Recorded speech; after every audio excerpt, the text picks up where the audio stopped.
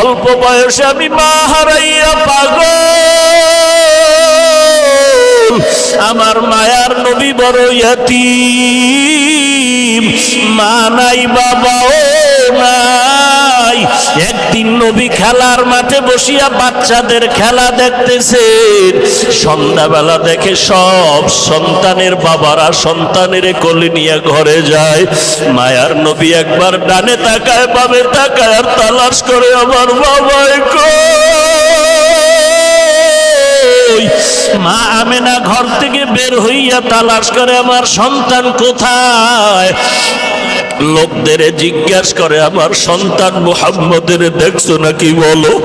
লোকেরা বলে একটা বাচ্চা দেখলাম কান্না করে আব্বা বলে, তবে কোথার তা ভালো করে জানি না। মা আমেনা দৌড়াইয়া দেখে আমার মায়ার নবী রাস্তার কিনারায় বসে বসে কান্না করতেছে।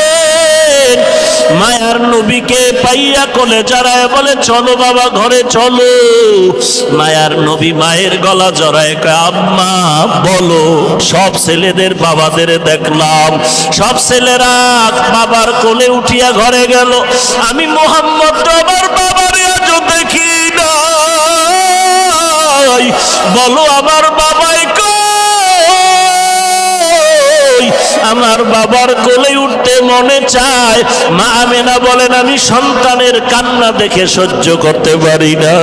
আমেনা চোখের পানি ছেড়ে বলে রে বাবা তোর বাবা দুনিয়াতে নাই, তুই দুনিয়াতে আসার আগে বিদায় হয়ে গেছে।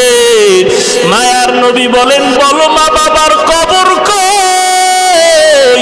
বাবার কবরের সামনে গিয়ে একটু সালাম জানাবো। ওরে মাদবদীর মুসলমান,